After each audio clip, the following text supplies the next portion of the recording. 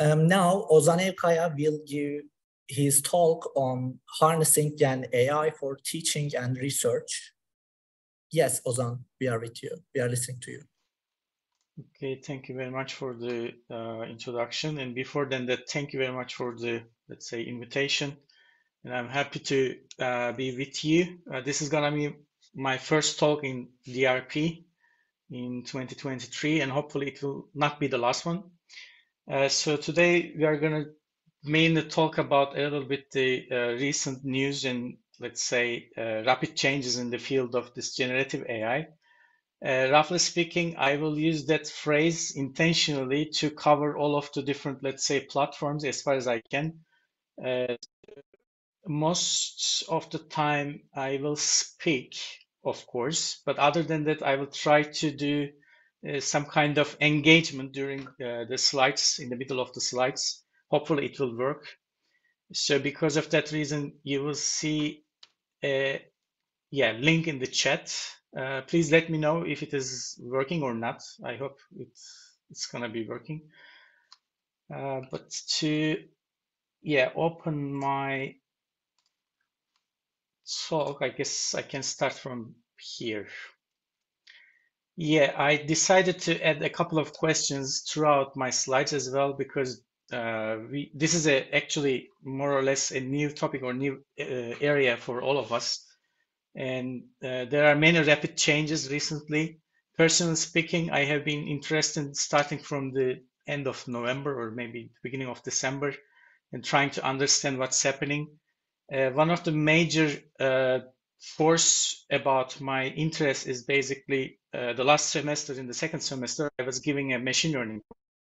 And as a continuation of the classical algorithms, I heard about a little bit the NLPs, natural language processing, but I didn't know the historical background and how they, let's say, implemented and how they improved throughout the years. Thanks to that motivation, actually, it was a really joyful and informative readings for me. I'm still trying to read whatever I found, especially during summer period.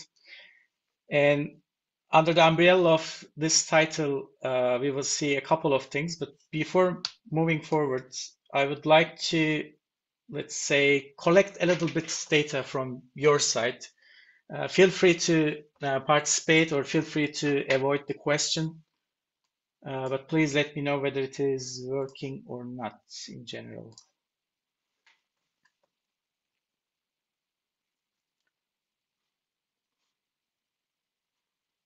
Specifically, I will try to touch upon it was a mistake, by the way. I just thought it was the name. No problem. This platform yet, so if you create something, it's very promising. You know, nowadays every word can take a kind of connotation such as .io or something. You know, why not your name, DJ? I will wait a couple of minutes maybe, and then we can discuss what are those tools, roughly speaking. And especially in the first half, I will try to give a general understanding of the background material. We will see some technical details. I'm not going to go to too much details for sure, because there are many things that we need to read, I would say. But hopefully I will foster your attraction towards that direction a little bit more. Yeah, very, very good name, GPT. And this sounds like you have on GPT, and we can claim from this state, let's say, it could be, let's say, potentially, as far as I read in the literature and as far as I try to follow what's happening in general. So why not, I would say. When we say ChatGPT as a, let's say, the background relies on the GPT for sure, but the reason why we are saying the generative AI is again coming from that acronym GPT at a certain level, because when we say GPT, this is basically generative pre-trained transformers. We can find lots of names floating around in the space, but I guess one of the important aspect is being generative and also having trained in advance. But there are some certain directions to improve those, let's say, experiences over the available, let's say, tool that we have. And the last one, the T stands for the transformers. This is what I would like to in detail, basically. Yeah, we have mainly ChatGPT, but other than that, we can find lots of platforms, and especially AI-empowered, let's say, web pages or some kind of similar platforms specifically designed for some certain tasks. Yeah, such as Notion AI. Thanks for bringing this one as well, because already Özgür mentioned about the Notion a little bit. I guess that platform is one of the pioneering ones, embedded AI, let's say, many months ago or something, as far as I remember correctly. BART is coming from Google, as we know, may or may not know, but this is the, let's say, rival of the ChatGPT. When I borrow some phrase from the literature, let's say, this is the let's say news that Google announced, like, we don't want to lose that race, we don't want to lose that competition after the storm of ChatGPT. So we have the Google Bard as well, but we will see a couple of things later on. But the underlying framework would be much more important, I guess, to see how it is working and how we can, let's say, generate a text. And this is not generating a text, by the way. We can also generate a couple of, let's say, other outputs generally, and it is already expected to see in the very near future, we can see different types of input-output matchings, such as an asking question in terms of an, let's say, image. As far as I remembered, Google recently announced that feature in the BART, and ChatGPT, let's say, is working on the next generation, roughly speaking. So more or less, we will see different types of input and output matches in the near future. Thanks for your joining for this one. This is the overall agenda for today. I will just dive into transformers after skipping a couple of slides. These are some fancy visualizations to give an overall idea.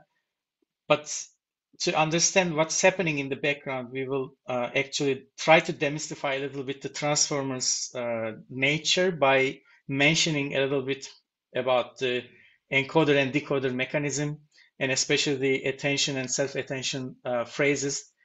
These are directly tied with the transformers components, roughly. And for the teaching and research aspects, actually, let's say, how can we use, or do we need to worry about these? There are many questions out there. So to try to answer these questions, I have been working, or let's say, doing some experiments in terms of my, let's say, lecture material throughout the semester, end of semester 1 and semester 2. I will try to mention a little bit about those. And hopefully I will close with my shameless advertisement part. So we have actually a kind of subset of the subset of, when we look at the overall world of the artificial intelligence, even if the Venn diagram is getting smaller, I mean, even if we are looking at very, let's say, smaller intersections, the impact of those is getting larger in that sense. So generative AI, or the large language models, the key phrases that we face with starting from the November 2022. It is called as the ChatGPT storm because it is already measured that how long it took, let's say, the app's users hit 100 million, let's say, monthly users, let's say, in which duration. This is coming from Yahoo Finance as the main source. I just borrowed from one of the readings. This graphically explains why it is called a storm, I would say. So months to reach 100 million global, let's say, users is I guess, the 2 months after its launch. Especially from GPT 3.2 to 4, there is a kind of barrier for the user, let's say the monthly subscription payment and so on. This is also criticized already in terms of the ChatGPT, let's say, not ChatGPT company, let's say the OpenAI decision on top of this. But still, many users are, I guess, joining and trying to use, maybe trying to find some other type of alternatives as well. But when we ask the alternative, it is also important to realize the capabilities of the limitations of those platforms or those tools, generally speaking. This is just a starting summary slide. Let's say, what can we do by using these type of tools? I will come back to 2017 when I try to explore a couple of illustrations.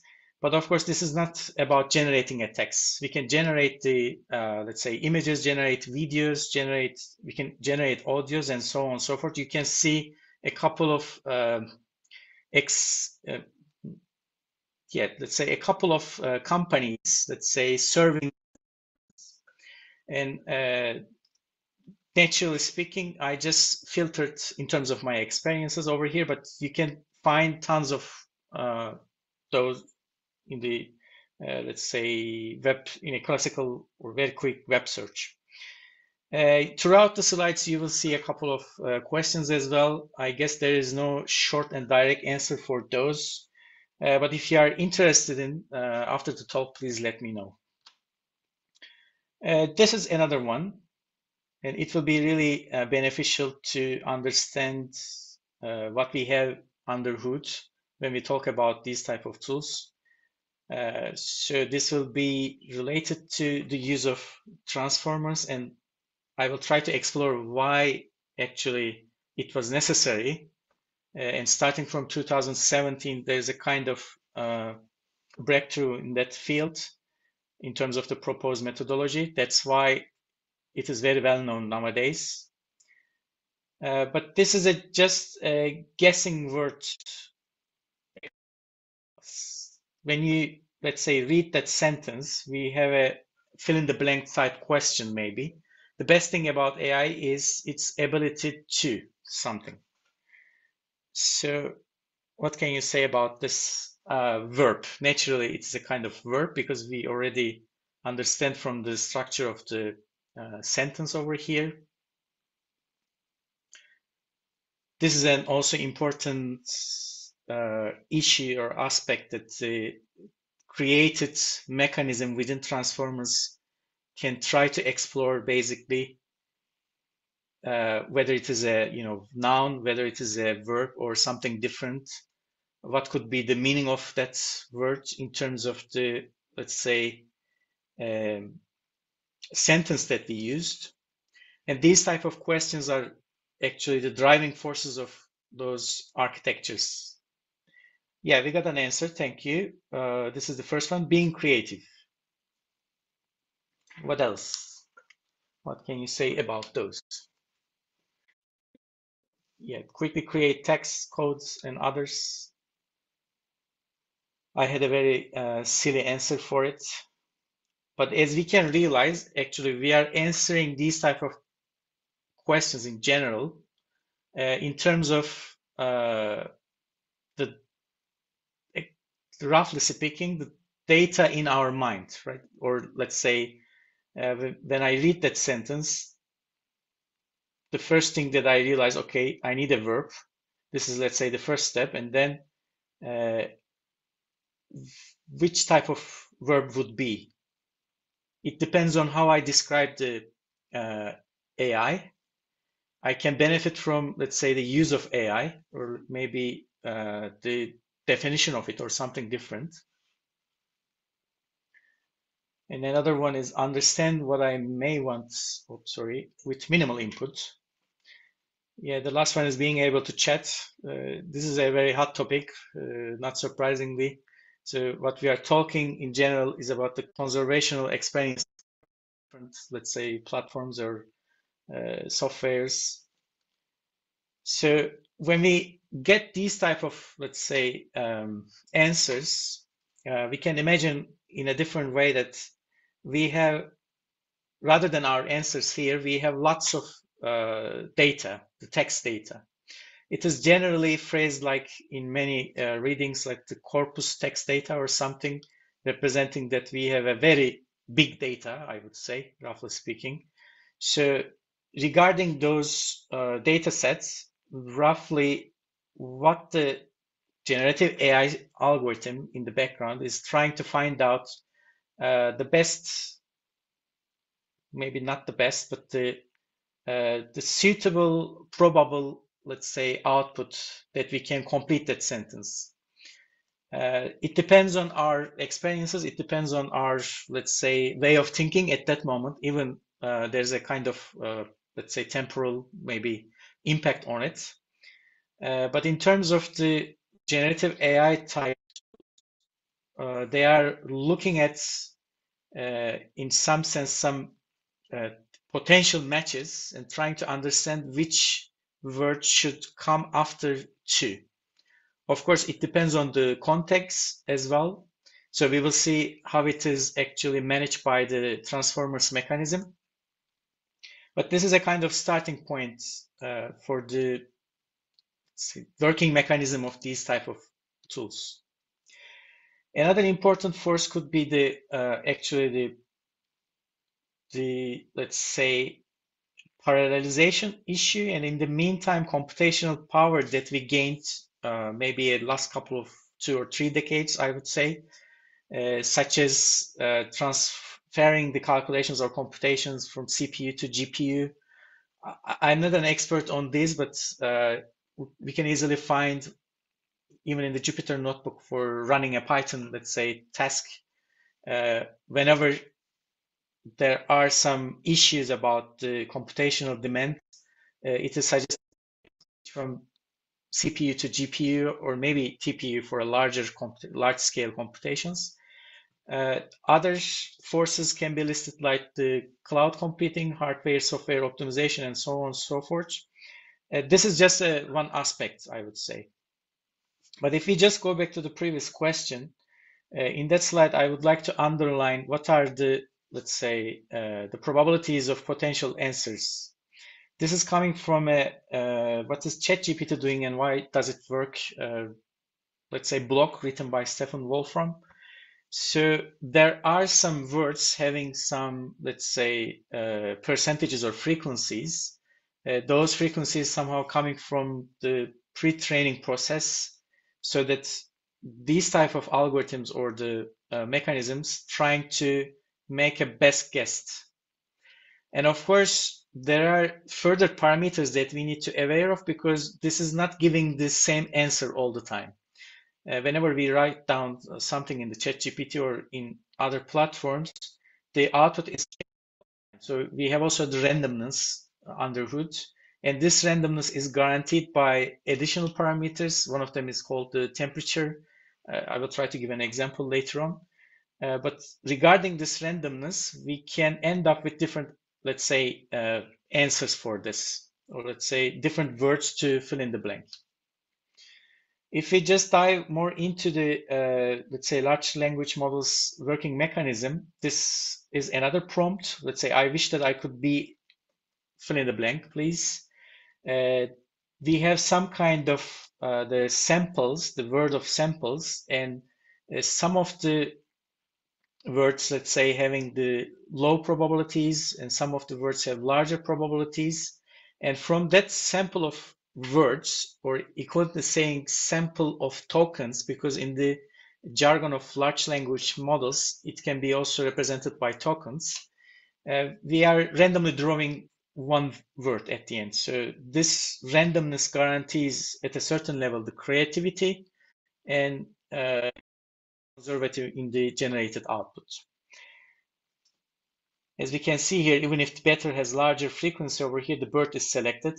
But when we keep writing the same prompt, we will end up with different answers. These are the important parameters that described these type of randomness and the length of the output or even the probability threshold that we are looking for, such as the top P, this part is directly relevant to actually how we sample those words in terms of the probabilities, rather than, let's say, choosing that subset or choosing only this subset is determined by that parameter. And another one is actually impacting how we get the output, regarding the temperature parameter. Whenever it is very, let's say, small in terms of the boundaries, like 0 or 1, we will end up with the most conservative at 0 and the most creative at 1 as an output. But of course, platforms have their own jargon or own parameters. I will give also very silly example. When you increase the temperature in one of the, again, large language models created by Meta. Let me skip that one. This is again coming from an example from that talk, highlighting why we have different outputs. But if we just go back to the history, the main novelty of the transformers can be listed as follows: encoder-decoder framework, because it was a big change, as far as I know, from the RNNs as an abbreviation. This is the recurrent neural networks. They have their own structure, but after introducing or proposing this encoder-decoder framework attached to the attention mechanism, those algorithms or those structures or architectures are able to detect the context as well, or are able to detect, let's say, the verb nuances, generally speaking. The main novelties are listed as follows. But if we just look at the transformer architecture here, I have another question for you. Please make a guess. You don't have to worry about the, the answer or the output in general. The reason why those parts are blurred actually is about having the most important, components of the transformers. In the left-hand side, we can see the encoder subpart, and on the right-hand side, we can see the decoder subpart. There are many subcomponents in it. I will try to elaborate a little bit within the upcoming slides, but try to make a guess. Let me give a couple of minutes, let's say, for the engagement or for the interactivity, but feel free to avoid if you want. Actually, 1, 2, and 3 are very similar to each other within this context. So we will explore description, and we will see also why they are so important.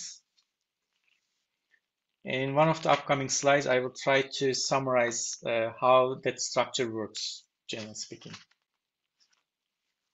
Let me wait. I'm looking for a hero maybe to give an answer, and then we can jump into the next slide. So that in the second half, I will try to explore a couple of showcases with you all together by giving some specific examples in ChatGPT, including 4, and also some examples from maybe the code interpreter usage and even the plugins. Recently, I had a couple of experiments on it. There are really interesting showcases, especially for doing a data analysis.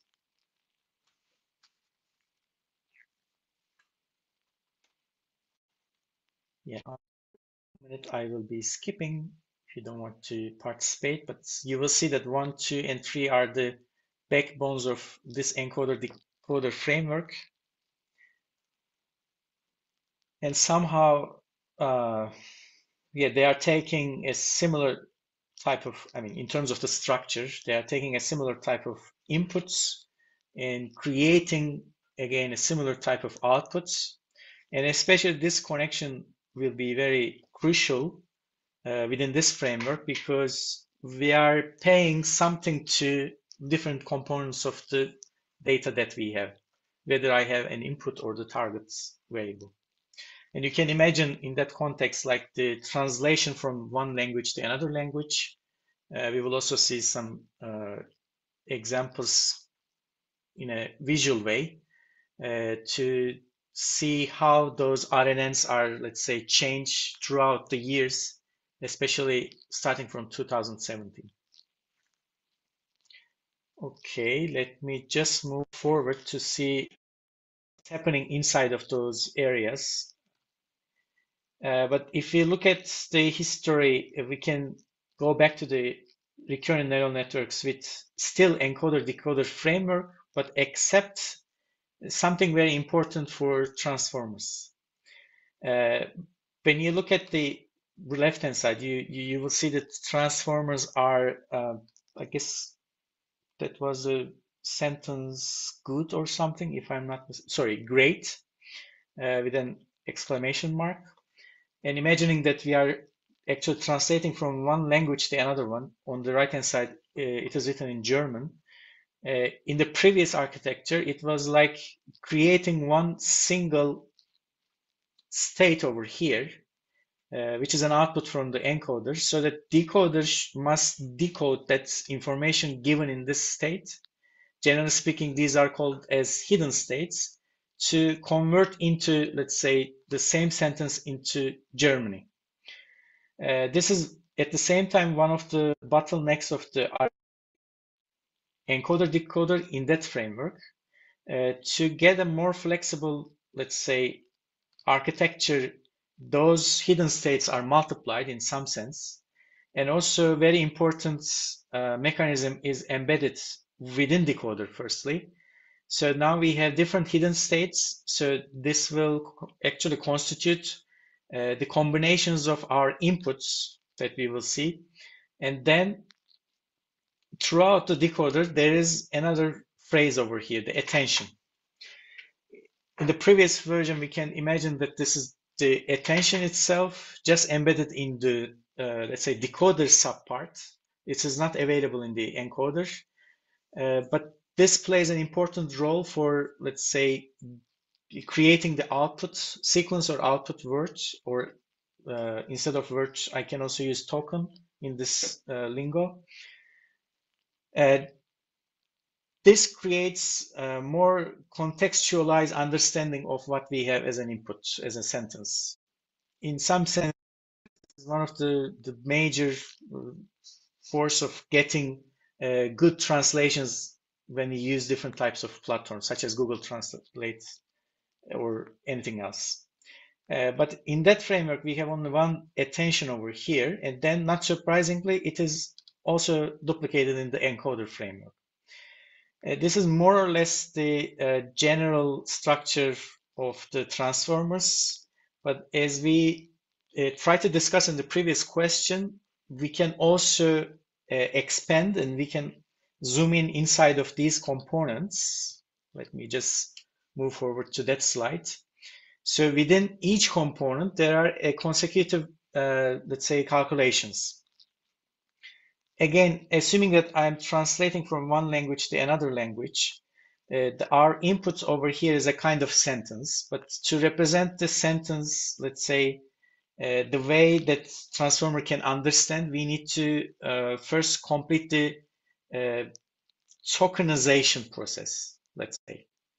So I guess the alternative descriptions like word embedding or the tokenization, first of all, is about creating the numerical representation of the sentence that I have. And then with respect to the word embedding, those numerical representations are fed into, let's say, this first step. But actually, we are injecting an additional information, which is called positional encoding. This illustrates, basically, there are many options, but this illustrates, let's say, the word positions and how the other words are, let's say, related to each others. So within the attention part, this is the self-attention part belonging to that component, we are creating a linear combinations of those actually the embedding values in terms of numerical outputs. There are further calculations or further, let's say, splitting, such as query, value, key. But within this area, what we are doing is just creating a linear combination to guarantee that these are not only the word embeddings. What we get is actually at the end contextualized embeddings, so that these architectures can understand, let's say, what that it refers to in terms of the position and in terms of the meaning of the sentence, or even the relationship between different words within the given sentence. The rest of them will be just a kind of normalization process and, roughly speaking, applying some neural network algorithms and getting some output. And this output over here includes basically key and values. Without saying too much information, I know it is not so clear at all, but from encoder to decoder, we are getting some output. But in the meantime, for the translation task, we have also some original embeddings coming from the target sentence. Specifically, these parts are very similar to each other. And at that moment, at that, let's say, middle part, within the decoder, both of the information coming from encoder in a numerical way and also coming from the target is somehow merged together. And eventually, again, a couple of consecutive calculations, we will get the our, let's say, translated sentence. This is called, by the way, the multi-head attention idea, because for each blocks over here, there are some replicated calculations. The reason for it, getting some scores and weights, is about representing the same, let's say, sentence in a different way in terms of numerical values, so that this architecture can understand what are the small nuances given in the words, or what are the relationship between words, and so on. This is more or less the architecture that follows. And this is a very well-known title tied to previous, let's say, visualization. Attention is all you need dates back to that paper, 2017. It can somehow detect the context and gets more understanding about the coherence about the given sentences. Let's say whether the it in this sentence refers to animal or the street. It is changing with respect to the context within the sentence. The reason why those type of architectures can detect is directly attached to the self-attention mechanism.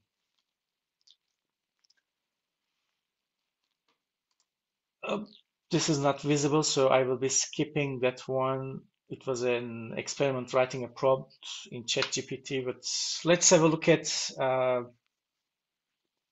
how they can be improved. By the way, when we say large language model or generative, they are not exactly the same thing, but the major component can be summarized as large language models. They are, as we mentioned at the beginning, pre-trained on a large data set, but there is still space to customize and enhance the performance. These are some of the suggestions that we can follow, like prompt engineering, which is about actually how we can get a better results in terms of how we write down our prompt.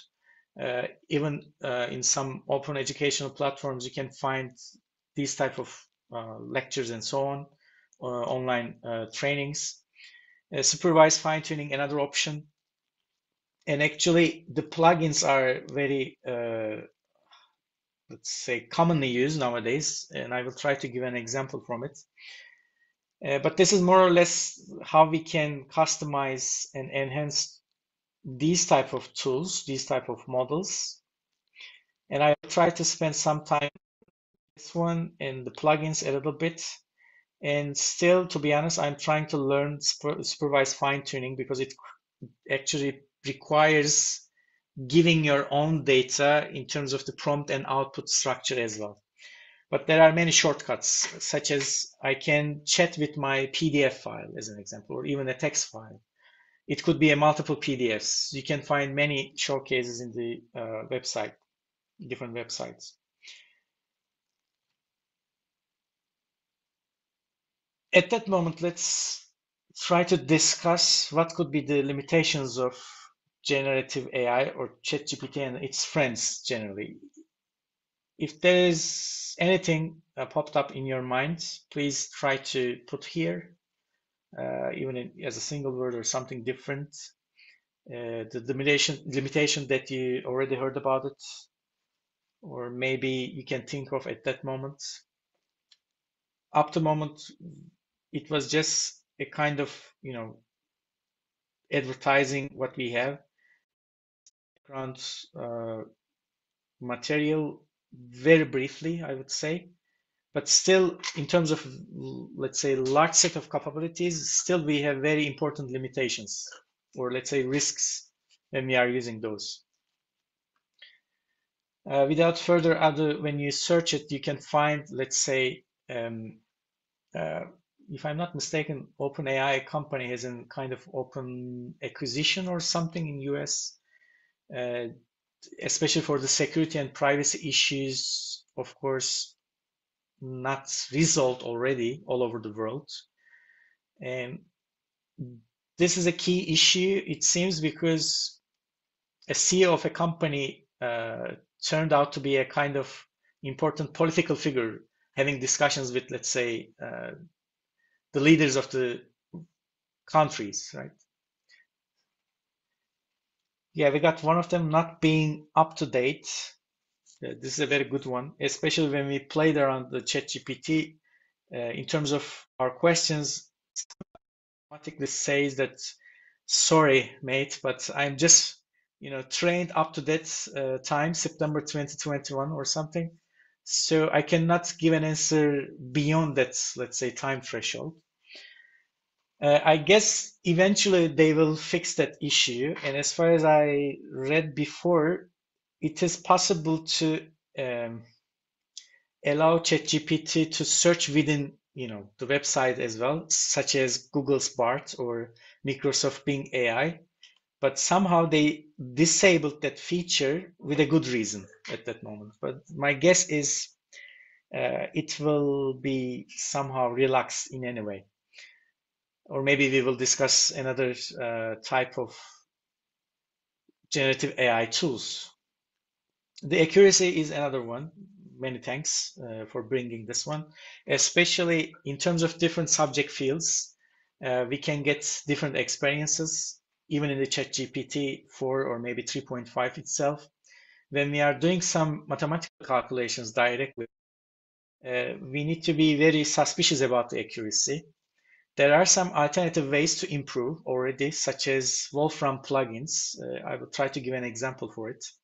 And this is not so bad for one of our statistics questions, I would say. But actually, this is still a problem. But while I'm preparing my slides, I had a chance to read some of the blogs or something. When in the meantime, we are struggling with these issues such as accuracy and so on, but at the same time, companies like OpenAI trying to fix that problem. And most likely next year, or maybe the year after, when we will talk about GPT-5 or something different. And as far as I know, they will try to fix these issues, especially the mathematical calculations and the logical reasoning. And by the way, as an aside, even from switching to classical GPT usage to the code interpreter usage, if you have some questions regarding or having some data analysis and so on, you can gain some power, but it seems that they must use very carefully and they must use with a certain explanation. Otherwise, it is not easy to get executable code, or maybe the generated output is not explained clearly or properly. And especially one of the drawbacks of the interpreter, as far as I know, is not understanding the pattern in the plots, even if it generates plots. And if you ask further questions on it, somehow it is repeating something. But this is actual natural output at the end, because this is a language model, not exactly the the computational tool or something like that. These are some of the limitations, as you mentioned here. There are some other risks, such as the copyright violation. I guess that copyright issues popped up when we started to use the DALL-E or similar thing like Midjourney to create image from the text. Ethical issues actually lies on the top. This is very important aspect. And when we talk about teaching, of course, academic integrity lies on the top as well. This is very hot topic here. I presume that in many universities during summer, there are many discussions aligned with the academic integrity and issues about those. And another one is those type of tools are not accessible by everyone, such as OpenAI requires a Plus membership. So what about using the old version, like the out-of-date version, or something not as powerful as the GPT-4 or code interpreter?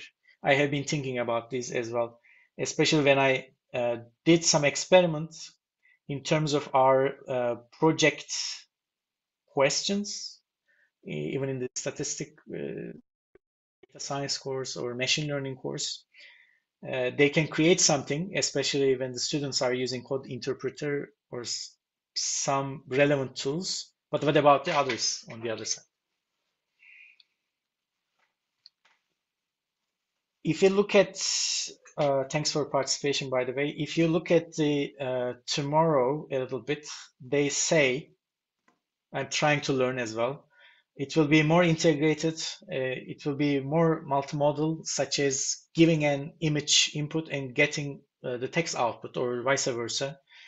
And this is another recent announcement coming from OpenAI. Yeah, sorry for the typo. It will be available for Android users very soon, they said. And it is claimed that for the use of these, let's say, tools in an everyday life, it should be available to everyone and everywhere. This is a kind of claim. We will see how it works. But specifically, most likely, we will talk about the specially designed GPTs that we have. I will try to give an example for it in the hands-on session. If I dive into my recent history regarding the teaching and research aspects, especially for the teaching side, I had a chance to play around different tools, such as creating the marking feedback by injecting my hand notes. It was a very, let's say, special case, like listening a presentation given by students in terms of the, let's say, the project that he or she completed at the end. And there will be a, official feedback summary that we need to share with students. It is possible to create your skeleton by using these tools, and by injecting your notes, or by, manipulating, or by changing or customizing this raw material, you can create these type of feedbacks easily. Let's say comparatively easier than what we experienced before, writing from scratch. This reminds me the fact that even if we are writing a feedback for this year, I am already benefiting my last year feedback summary, right? This is more or less the similar working mechanism from, let's say, especially when we create something, we are not creating from scratch all the time. So in that sense, these type of tools would be beneficial in that sense. Especially for the rubric creation, I had a specific trial on it, such as I have the project questions, I already created my solution key, and I need to separate into, let's say, 4 grading, let's say, subsets such as excellent, I don't recall the other ones, but like excellent, not excellent, and so on and so forth, assuming that I have 4 subsets for subgrading regarding different ranges. And by using, let's say, my own material, it is possible to get drafts. So it can be used by customizing a little bit and maybe by shortening whenever the ChatGPT or other friends created, let's say, a large paragraph. So this could be also working at a certain level.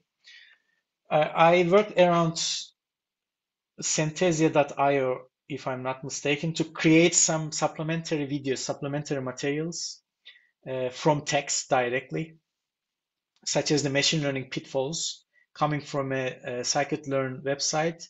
I made a summary on top of this to create that video by still directing students for further reading to, let's say, that source.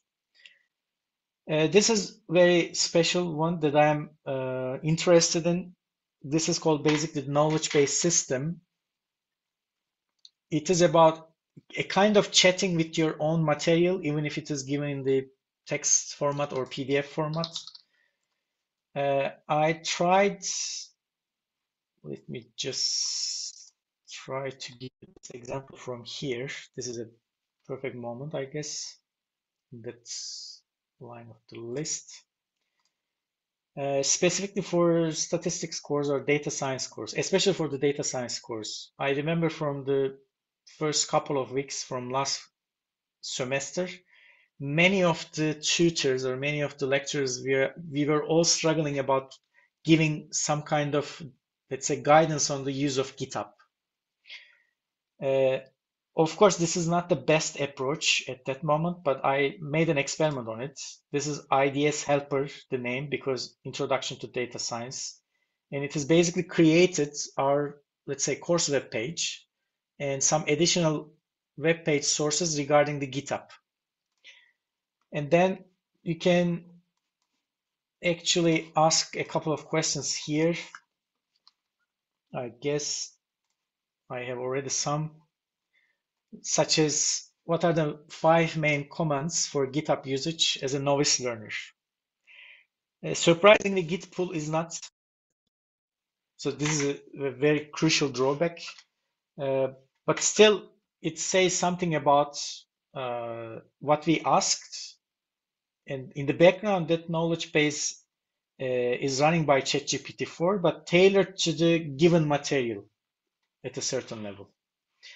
But as I said, this is just an example, one example. So when we imagine creating our own, let's say, knowledge bases, I feel that it is possible, and I'm trying to work on it, to be honest.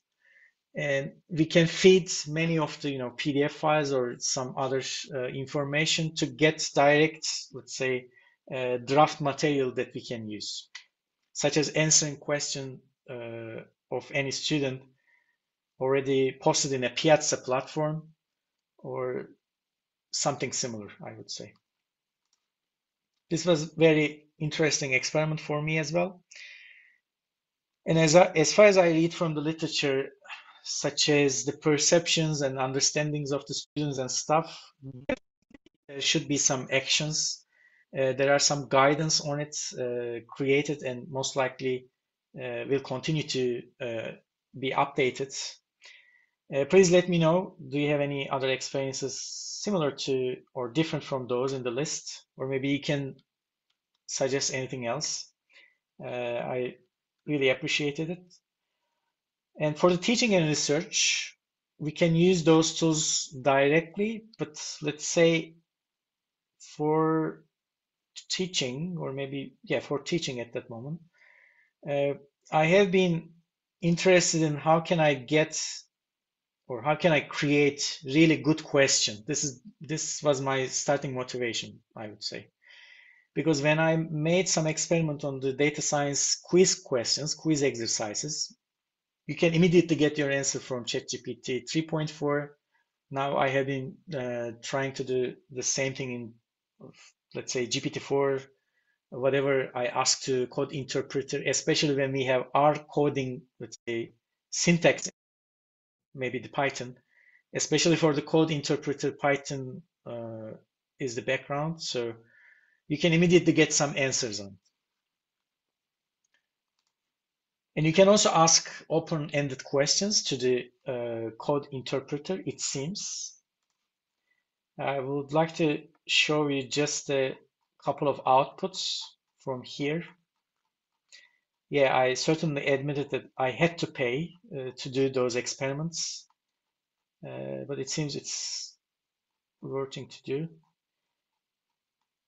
By asking simple questions to the given data set, you can get some outputs, such as relying on the given data.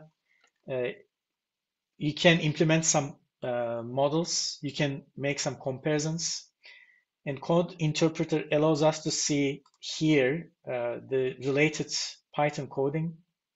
It is readily available to copy and paste, and then directly results in some visualizations as well. And this was a perfect moment for me when I got those outputs. That okay, I need to think about our machine learning projects questions as well for the next year, because even if we have the open-ended question, the level of the, let's say, conceptual type of questions should be increased a little bit, I presume. Otherwise, they can immediately get the, some outputs, and they can immediately get some simple explanation tied to the output.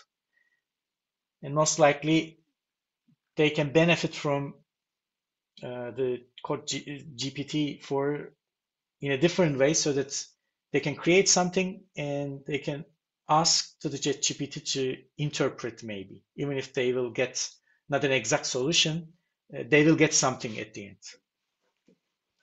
This was another example from my side. Not this one, sorry. Maybe this one. Yeah. Summarizing the uploaded image in just to be precise, this is the image that I already mentioned here. We can just upload the image and asking a summary, let's say not so bad. We can get some draft or some raw material. Beyond that, let's say usage, there are certain plugins. Maybe I can give some examples from that perspective as well. When we talk about supporting research, I will share this list, and I will try to give a couple of use cases from already open web pages over here. But regarding, let's say, plugins, of course, this is not fair, I would say. I mean, when you are a Plus member, you have lots of tools that you can play, but otherwise, you can stuck with the classical GPT 3.5. We can have a look at this Wolfram trial, because there's an embedded Wolfram plugin. Maybe I cannot, maybe I'm not saying in the correct form, but let's say we can benefit the Wolfram features within ChatGPT, which is already embedded in it when you install that plugin, so that you can ask your question that requires further mathematical calculations. This was my trial coming from statistics question, I would say. Especially, I would like to draw your attention here, because maximum likelihood estimate requires the differentiation, the derivative calculation, and setting to 0. It starts with some guidance or some summary, and then saying, okay, let's calculate this, and then connecting to the Wolfram plugin. And inside of that part, it sends some request and getting the response. And then eventually, this is our maximum likelihood estimate of the log odds for 5. This specific question had 3 components, by the way, this one. It looks like, very not suitable for copying and pasting directly. But this brings us another layer or another dimension for the accessibility or the equability from the student's usage perspective. If I know that feature, if I know that tool, if I have already Plus membership, I can directly find an answer for this. Because I compare with our solution key at a certain level. Of course, there are some explanations, but not mature enough. But from the student's side, they can give a reasonable answer for it. By the way, we have something. Maple codes to Wolfram codes. Yeah, I had a quick question. Does this AI Yet, codes yeah. to the Wolfram codes? Because Thank well, there is no, I think, source that I can use right now. And just wonder, does this AI? Did you try something from that conversion already, or? Well, there are some libraries in Wolfram. You can change Wolfram codes to the Maple codes, but there is nothing for Maple codes. Can you send an example? We can try, by the way, instantaneously with a short one. I don't know. Yeah. Well, let me just write down. Yeah. Recently, I tried it for some syntax to another syntax by writing mathematical notations. It didn't go quite well, I would say. I mean, I guess in terms of my problem, I need to get the output in terms of the correct file extension as well, because it can create something, but it is not possible to, transfer from the console to another place in some sense. But most likely there could be some options. I don't know, maybe embedding the Wolfram plugin within ChatGPT 4 and asking your conversion questions. At least they can suggest it can suggest something. Yeah, it's worth to try. Okay. Well, this is just a simple function. This is written in Maple, right? Yep.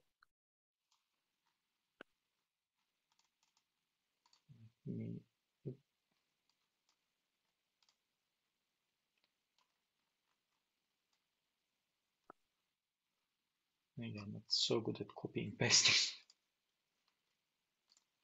Let me just try to ask here. Yeah, we can have a quick discussion about this as well.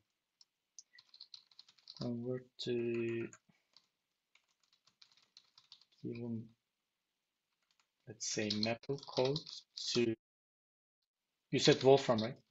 Yep. I guess it should detect maybe, yeah, the syntax somehow, but I'm not sure. Because from Python to R or R to Python, it's working at a certain level. Defines a function euro, but it adds additional input arguments compared to the original given one.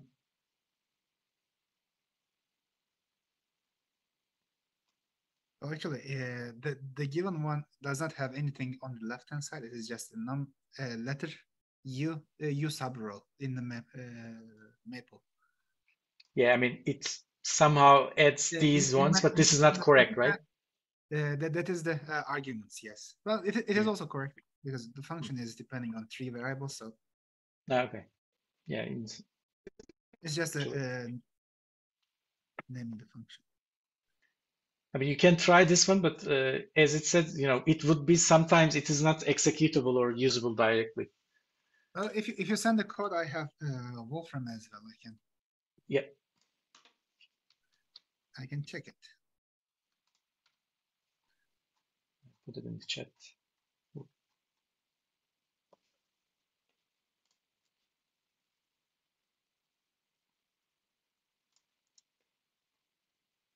it's given some guidance as well. I mean, even if we didn't ask, right? I mean, instead of parentheses, function arguments are specified in square brackets. I tried something different in terms of a different plugin, by the way. This is again about writing code in Python or maybe SQL queryings or relevant, let's say, tools, which is called Notable. There is a plugin about this.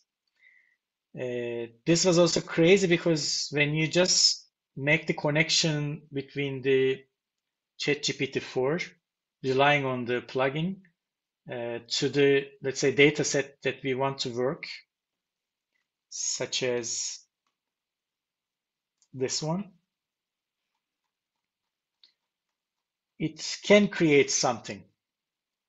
At a certain level, it can create some codes reasonable, especially starting from here. This didn't work, but actually, yeah, loading some data set from the scikit-learn library and having some initial calculations, such as looking at the first few rows or looking at the summary statistics, or even creating some plots. It didn't appear directly in this field, by the way. There was some corruption on it. But one of the interesting aspects of this, as I realized, whatever it is running throughout the lines over here, the equivalent Python coding already saved in your Notable account. So I can also show you that one. It is actually starting from here, loading dataset. Maybe for those, including me, not aware of this syntax or structure, we need to look at other details. But in the meantime,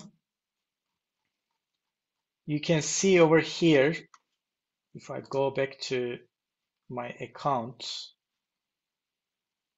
I guess this one, yeah.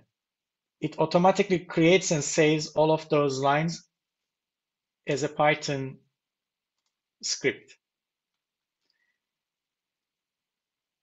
And then I start to imagine my students for the upcoming years. So by searching many shortcuts, so they will have certain impacts on the teaching and additionally research, apparently. So this is mainly about, by the way, to use time efficiently. I will move forward a little bit and try to close. This is about doing some experiments in general and looking at some options, especially for research, by the way. When we are interested in the literature review, there are specifically designed web pages. I don't know how many of you heard about or not, but there are some web pages that you can see here. For different tasks to support your research journey, you can look at it and you can benefit maybe if you find those are useful. I had a chance to try these two and this one a little bit, and especially for the starting literature review, you can ask a question and get a couple of paper suggestions as well. For that purpose, I experimented on this one.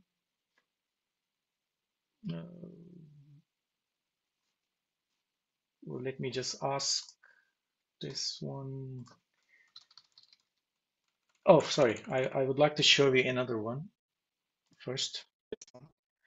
Yeah, this is another tool.